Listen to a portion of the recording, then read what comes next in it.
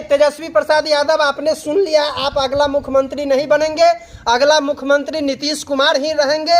आपको इस पर मेहनत करने की जरूरत है और मेहनत इस तरह से करना है जो एक अधिवक्ता बोल रहे हैं, पार्टी का नेता बोल रहे हैं, एक पॉलिटिकल पार्टी चलाने वाले शख्स बोल रहे हैं, और जो तेजस्वी को गांव-गांव जाना पड़ेगा, उसके बाद कुछ संभव हो सकता है। तो अभी भी आपके पास समय है। अब हम नेक्स्ट पॉइंट, जब भी राजद के तेजस्वी यादव या और कोई एग्रेसिव हो जाते हैं या मुस्लिम उनका वोटर से वो एग्रेसिव हो जाता है, वो वोट उनसे दरकार है, तो क्या होता है, बाकी पब्लिक जो है, शेड्यूल कास्ट, शेड्यूल ट्राइब, अति पिछड़ी जातियाँ, फॉरवर्ड, ये जातियाँ डर जाती हैं। डर नहीं होता है कुशवाहा में, कुछ जातियों में डर नहीं होता है, लेकिन बाकी जातियां ये सोचने लगती है कि फिर वो जमाना आ जाएगा, 90 का जमाना। भूमिहार भी डर जाते हैं क्या? सारे लोग डरते हैं, कोई नहीं। भूमिहार अगर डरता नहीं तो राजद का विरोध क्यों? डर। मेरा नाम जलेश्वर कुमार यादव है। आप देख रहे हैं सब तक न्यूज, JKY की आवाज़ न्यूज चैनल को। न्यूज के अंत तक बने रहिएगा। अभी हम शिवहर में हैं और शिवहर में जो हमारे साथ शख्स जुड़े हैं वो high court, supreme court, lower court सबको खुद को डील करते हैं और राजनीति का एक विशेषज्ञ व्यक्ति जुड़े हुए हैं। इनका नाम दिलीप कुमार मिश्रा जी हैं। दिलीप कुमार मिश्रा जी, सबसे पहले हमारे चैनल में आपका हार्दिक स्वागत है।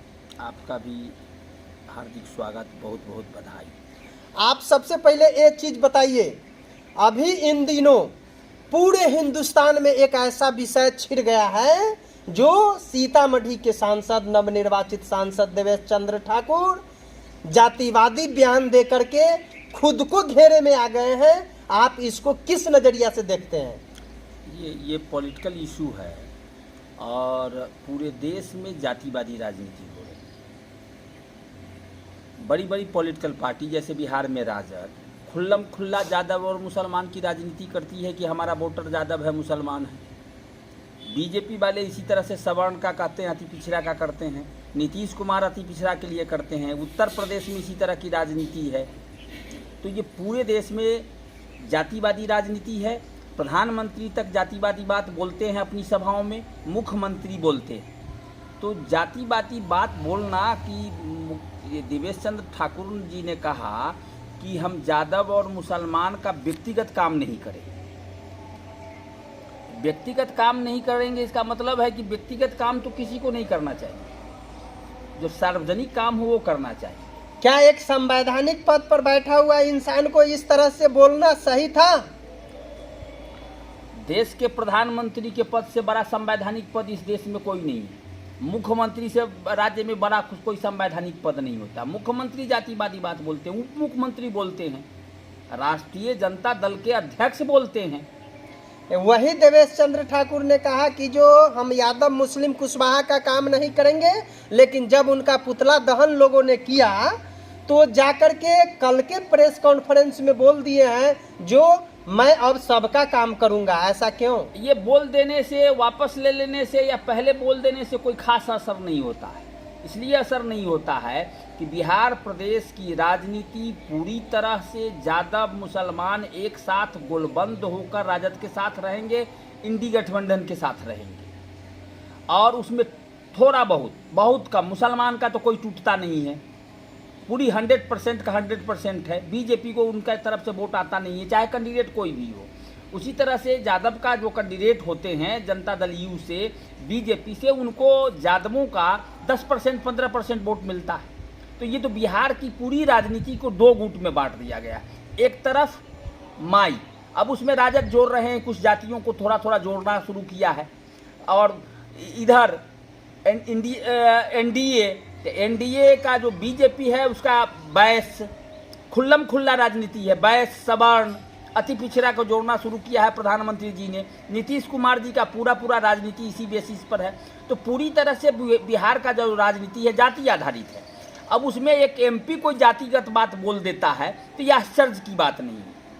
सभी लोग जातिवादी हैं। कंस्टिट्यूएंसी में चुनाव मैं भी लड़ा हूँ, लोगों को देखा है कि आम पब्लिक इस देश में जो है वो अब वोटर नहीं है, मतदाता नहीं है। पूरी की पूरी पब्लिक, पूरा सोसाइटी पॉलिटिशियन हो गया हुआ।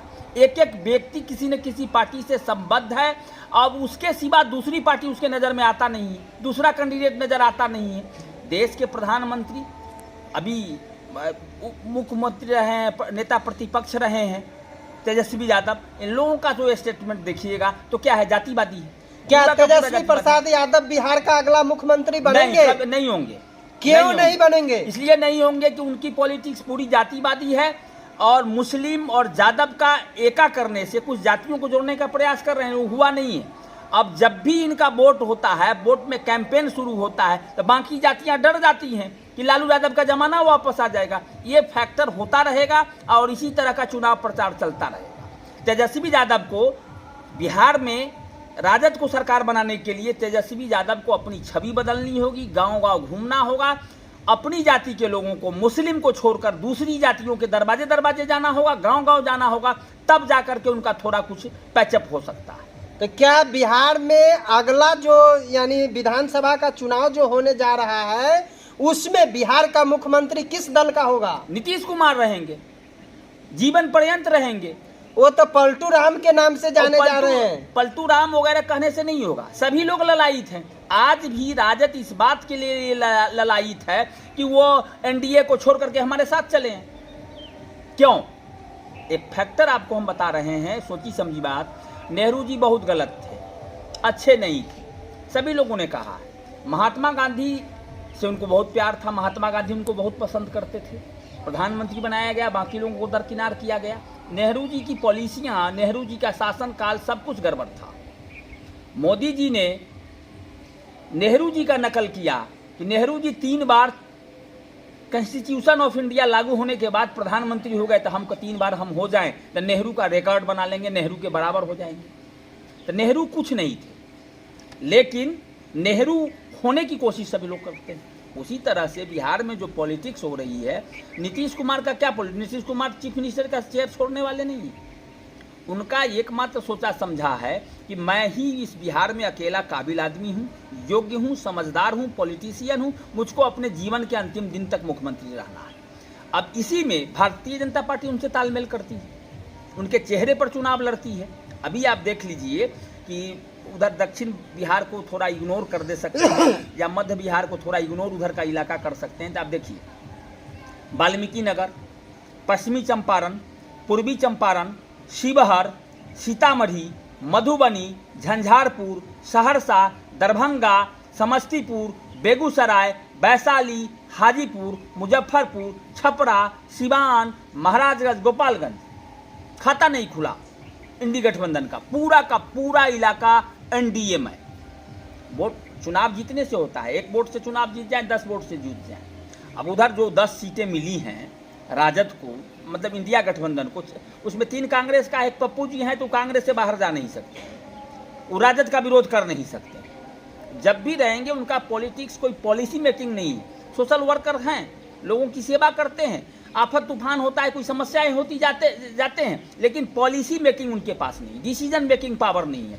ये कंसेप्ट उनका नहीं है कि राज्य की नीति क्या हो, राज्य में जो ऑफिसेज हैं वो किस तरह से चल रहे हैं, उसमें क्या सुधार होना चाहिए, ये नहीं है उनका। लोगों के पास जाना है, मिलना जुलना है, गले लगाना है, गले मिलना है, कोई रो रहा है तो उसके साथ रोना है, बस ये पॉलिटिक्स है। ये पॉलिसी मेकिंग नहीं है, इससे कोई डिसीजन नहीं सकता, और कांग्रेस के साथ ही रहेंगे, अलग नहीं हो सकते। और राजद के जो 4 एमपी जीते हैं उसमें 2 यादव हैं। मीसा भारती राज्यसभा की सदस्य रही हैं, अब रिजाइन की होंगी, लेकिन मीसा भारती का बिहार राज्य के विकास पर, बिहार की उन्नति के लिए, बिहार के तरक्की के लिए, बिहार को आगे बढ़ाने के लिए एक भी स्टेटमेंट नहीं, कोई पॉलिसी के लिए स्टेटमेंट नहीं है, राजनीति का कोई स्टेटमेंट नहीं। दूसरे जो जीते हैं वो पहली बार जीत करके साधारण, या पहले भी 1 बार जीते हो तो उनका कोई उपलब्धि नहीं रहा। और सुधाकर बाबू का वो किसान ओरिएंटेड उनका पॉलिटिक्स रहा है, लेकिन उनकी पॉलिटिक्स से राजद को फायदा नहीं हो रहा। जो कास्टिज्म का वोट जो बिहार में है, सुधाकर सिंह राजपूतों का वोट राजद के साथ नहीं ला सके, ये है। तीसरे जो हैं शायद कुशवाहा हैं, तो थोड़ा बहुत जोड़ दें, कोई बड़ी उपलब्धि नहीं है। इसलिए बिहार की जो बहुसंख्यक आबादी है वो एनडीए के गठबंधन का जो माई समीकरण बना हुआ है। चुनाव के समय आप देखते हैं कि माई समीकरण के लोगों को लगता है कि युद्ध लड़ रहा है, हंगामा करने लगता है, सबका सब गांव का गांव एक तरफ उल्टा हुआ नजर आएगा। आप एनडीए के वोटर को देखेंगे, दोनों वोटर में अंतर है, वो शिथिल रहता है, स्थिर रहता है, वोट करता है, बोलता है सोशल मीडिया पर बोले ये सब करे, लेकिन एग्रेसिव होकर के नहीं चलता है। जब भी राजद के तेजस्वी यादव या और कोई एग्रेसिव हो जाते हैं या मुस्लिम उनका वोटर से वो एग्रेसिव हो जाता है, वो वोट उनसे डरता है, तो क्या होता है, बाकी पब्लिक जो है, शेड्यूल कास्ट, शेड्यूल ट्राइब, अति पिछड़ी जातियाँ, फॉरवर्ड, ये जातियाँ डर जाती हैं। डर नहीं होता है कुशवाहा में, कुछ जातियों में डर नहीं होता है, लेकिन बाकी जातियां ये सोचने लगती है कि फिर वो जमाना आ जाएगा, 90 का जमाना। भूमिहार भी डर जाते हैं क्या? सारे लोग डरते हैं, कोई नहीं। भूमिहार अगर डरता नहीं तो राजद का विरोध क्यों? इसलिए अभी जो है बिहार में जो चुनाव लोकसभा का चल रहा था, उसमें स्थितियां ऐसी चल रही थी कि पूरी बिहार की पब्लिक श्री नीतीश कुमार से गुस्से में थी। नीतीश कुमार का वोट खत्म हो गया था, नीतीश कुमार के साथ कोई वोट देना नहीं चाह रहे, और नीतीश कुमार से समझौता करने की वजह से भाजपा का जो वोटर था वो भी नाराज था। लेकिन ये पब्लिक डोमेन में बात दिखने लगा कि इस विरोध से, इस साइलेंस से राजद को सीटें मिल जाएंगी, राजद आगे बढ़ जाएगा, कांग्रेस बढ़ जाएगा। लोगों ने जोरदार वोट किया, सारा का सारा उखाड़ करके फेंक दिया राजद को बिहार। 40 सीट में 10 सीटें आई। अच्छा सर, जबकि यादव जो है यहाँ 15% है। अब 15% पुराने के लिए ब्राह्मण, भूमिहार, लाला, राजपूत 4 जाति जब मिलते हैं तब 14% हो पाता है। उसके बाद भी आप बोल रहे हैं तेजस्वी अगला मुख्यमंत्री नहीं बनेगा। हाँ, इसलिए ये फैक्टर है कि आज भी वोट जो है वो फॉरवर्ड के पास है। ये वोट कैसे फॉरवर्ड के पास है? फॉरवर्ड के जो आबादी है उसका 90%, 95% वोटर्स हैं। दूसरे जो हैं बैकवर्ड क्लास हैं, एक्सट्रीमली बैकवर्ड क्लास हैं, शेड्यूल कास्ट हैं, शेड्यूल ट्राइब है, मुस्लिम्स हैं, इनकी आबादी बढ़ी है, वोट्स नहीं, उस रेशियो में वोट्स नहीं। चलिए तेजस्वी प्रसाद यादव, आपने सुन लिया, आप अगला मुख्यमंत्री नहीं बनेंगे, अगला मुख्यमंत्री नीतीश कुमार ही रहेंगे। आपको इस पर मेहनत करने की जरूरत है, और मेहनत इस तरह से करना है जो एक अधिवक्ता बोल रहे हैं, पार्टी का नेता बोल रहे हैं, एक पॉलिटिकल पार्टी चलाने वाले शख्स बोल रहे हैं, और जो तेजस्वी को गांव-गांव जाना पड़ेगा, उसके बाद कुछ संभव हो सकता है। तो अभी भी आपके पास समय है।